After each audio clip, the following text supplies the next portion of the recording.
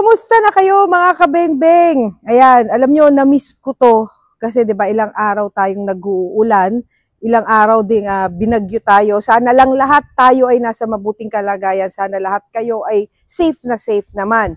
So yun, medyo gumanda na yung panahon ngayon, medyo umaaraw na. So, eto na naman po ang kabengbeng abi ninyo para po mag-unbox tayo ng mga bago nating units. So, tara, samahan ninyo ako. Ang i-unbox natin ngayon ay isa sa magagandang EDC gun or everyday carry gun natin. Pang concealed carry nga.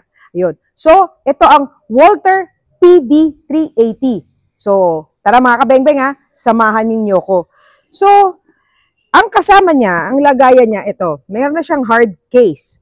So, pag nag-avail kayo ng unit, ayan, ito na yung lagayan niya. Ayan.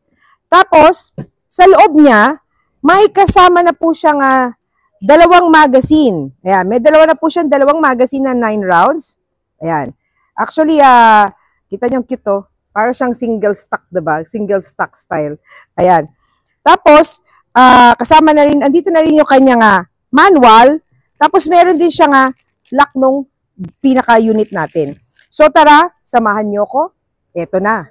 Alam niyo, ang cute talaga nitong baril na to. Kasi, alam niyo yung itsura niya, para siyang yung malaking, kung nakita niyo yung pinost ko na Q5 match, parang ganun siya, pero pinaliit, parang ganun.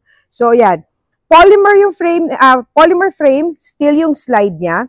Tapos, single action, double action trigger system siya. So, madali siyang gamitin, di ba? Tapos, makikita nyo, ang ganda rin ng slide serrations niya, di ba?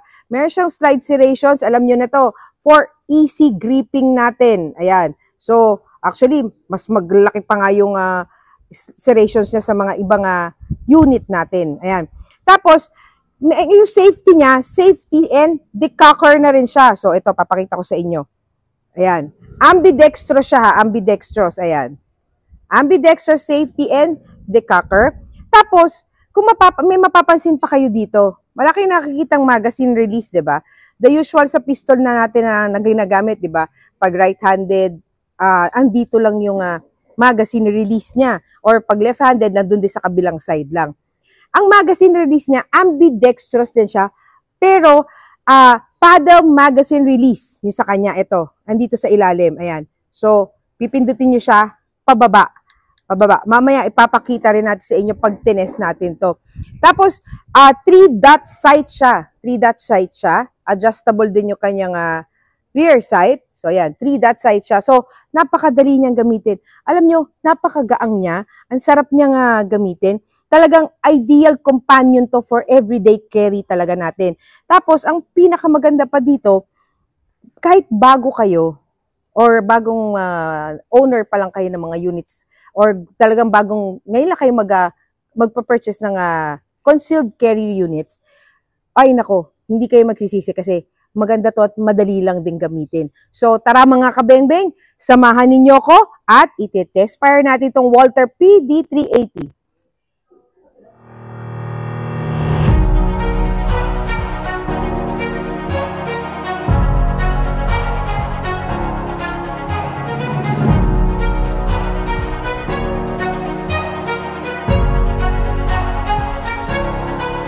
So, ito na mga kabengbeng, testingin na natin itong ating PD380 ng Walther. Ayan. So, kung nakikita nyo, ayan, nakababa yung safe niya. So, ito. Ito yung sinasabi nating safety and decocker. Kakaiba kasi, di ba? Sa mga hindi familiar dun sa mga, dun sa term na yon. So, pag nakataas siya, pwede siya pumutok pag may load. Pag binaba natin siya, naka-safety siya. Pero bakit sabi safety and decocker siya?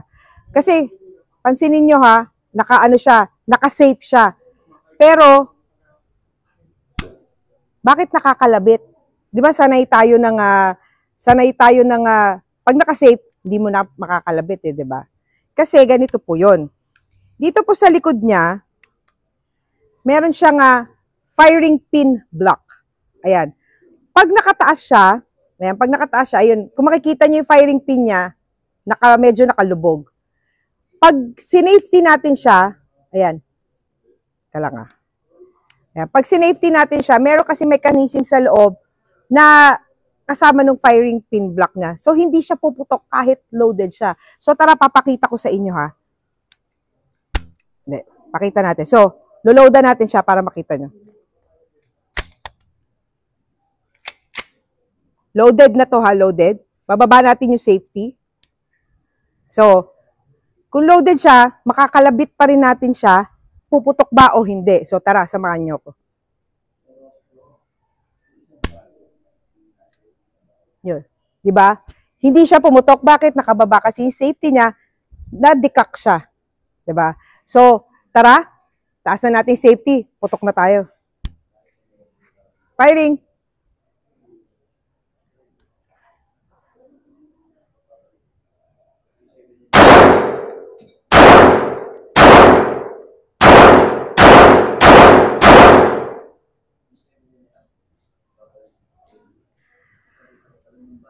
Ito na yung magazine release. Alam mo, pati ako napapahanap dito, wala nga pala. So, ito yung magazine release niya. Ipo-push down nyo lang. So, ayan. Ayan. So, pababa siya, ipo-push down. Ambidextrous siya, kabilaan siya, merong pindutan pababa. So, yun. Medyo mahaba lang yung first shot niya. Pero after nun, kasi pinakikiramdaman ko pa ngayon lang natin siya na test fire, diba? Pero after nun, dire-diretso na. Andun yung, andun na pumapasok yung single and double action trigger system niya. So, maganda siya ha, maganda. Maganda siyang iputok, magaang. Tapos, basta, alam niyo pag nakita siya sa personal, ang cute niya. Yun na lang masasabi ko.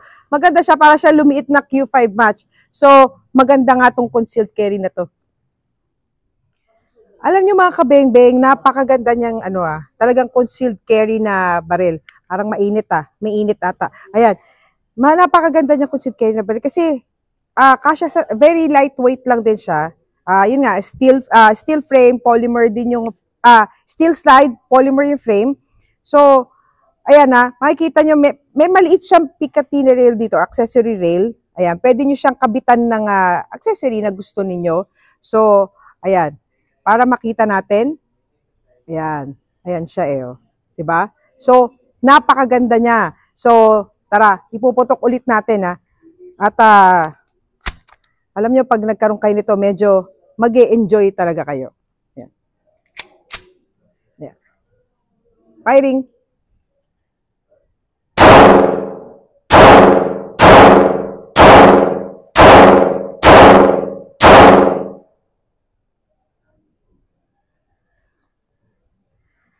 Alam niyo, ang gaang niya.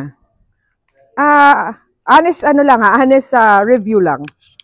Compared dun sa PPK natin ni James Bond, ayan na naman si Kabeng-Beng Abby James Bond. Ayan.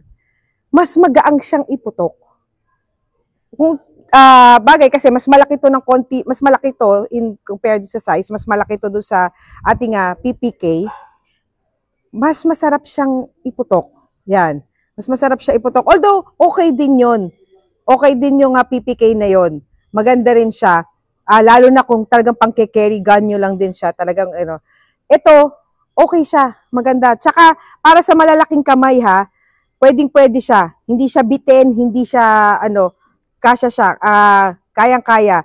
Compared to other na small pistol na pang-carry, okay to. So, hindi kayo mahihirapang hawakan. Tsaka kung mapapansin ninyo, ayan, yung pinaka-grip niya, alam niyo yung parang may patungan pa ng daliri. Ayan So, talagang swak na swak sa kamay. So, ganda nito.